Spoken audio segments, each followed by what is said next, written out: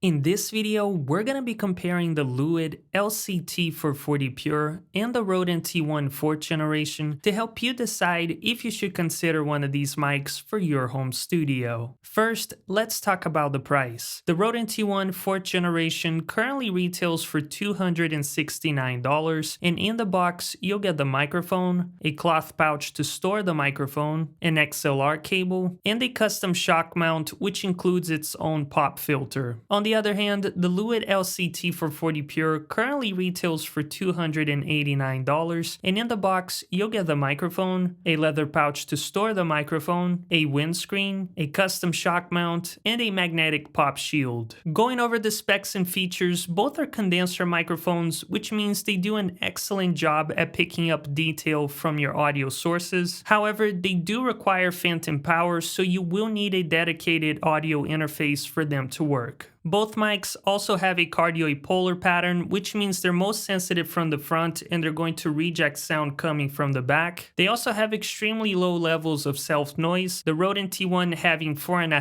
dBA while the Lewitt having 7 dBA. But what really differentiates these mics is the sound. When looking at the frequency response graphs, as you can see, the Rode NT1 has a pretty flat response, which is going to give you a much more neutral and vintage tone, while the Lewitt LCT 440 Pure has a bit of a treble boost, giving it a much brighter and modern sound. So let's do some audio tests so you can hear both microphones in action.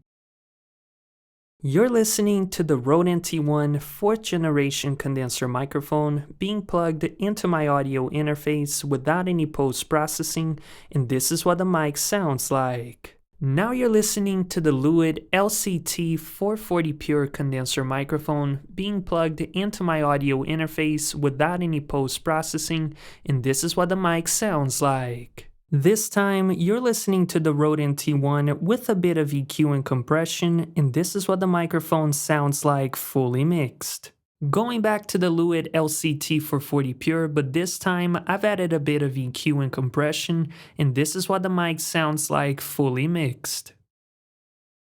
You told me you love me, why did you leave me all alone? Now you tell me you need me when you call me on the phone.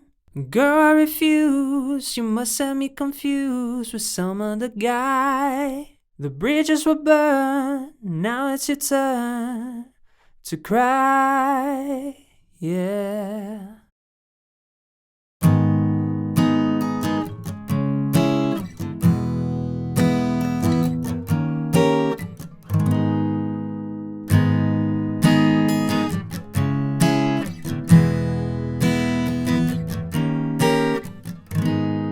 So what are my overall thoughts and who would I recommend each mic to? Before I share them with you, let me know in the comment section which mic did you prefer and why. Also, if you enjoy reviews like this one, then don't forget to leave a like and subscribe to the channel. First, I just want to say that I got great results recording with both microphones, and they have quickly become some of my top recommendations here on the channel. So whichever one you choose, I'm pretty sure you're gonna be happy with. But at the end of the day, your decision is really gonna come down to three main factors: sound preference, use case, and accessories. If you prefer more neutral sounding microphones, you're primarily going to be using the mic to record vocal applications and you don't want to have to spend any extra money on accessories, then I would recommend the Rode NT1. Due to its flat frequency response, I find that it complements most voices pretty well without making them sound harsh. For that reason, it has quickly become one of my favorite microphones for spoken word applications, especially for voiceover. In addition, this microphone kit does come included with an XLR cable, so if you take that into account, you're not just saving $20, you're saving more like $40 in comparison to the Lewitt kit. Needless to say about this microphone is that since it has such a flat frequency response, it's not the type of mic that's gonna make your vocals or your instruments just jump out of a mix. You will need to add quite a bit of EQ and compression to do so, and for that same reason, it's not my favorite microphone for recording acoustic instruments because it does leave a bit to be desired in the high frequencies, and so I think the mic primarily shines on vocal applications. Also, I'm not the biggest fan of the accessories in this microphone kit because the cloth pouch is not going to do much to protect your microphone, and the shock mount is pretty large. However, if you're somebody that prefers brighter sounding microphones, you want to record all types of audio sources from vocals to acoustic instruments, and you plan to be on camera, then I would recommend the Lewitt LCT for 40 Pure. Due to its treble boost, I find that this microphone sounds excellent on singing vocals because it helps them cut through a mix. In addition, it has become one of my favorite microphones for recording acoustic guitar because it adds a bit of sparkle to the top end without me having to do anything in post-production. Another pro is that it does come with better accessories, not just from the leather pouch, but especially the custom shock mount and magnetic pop filter. As you can see, it's very small, which is perfect if you plan to be on camera. And just as a comparison, here it is side by side to the Rode shock mount. It makes a pretty big difference. Needless to say about this microphone is that it does lean more towards the brighter sound of things. So if you have an extremely bright voice and a lot of sibilance, it's only going to accentuate that even more. For that reason, it's not my favorite microphone for long form spoken word applications. I think it primarily shines on singing vocals and recording instruments. If you want to buy one of these mics, the links are down in the description below. And if you want to learn how to mix vocals recorded on these exact microphone models, then make sure to tap the screen.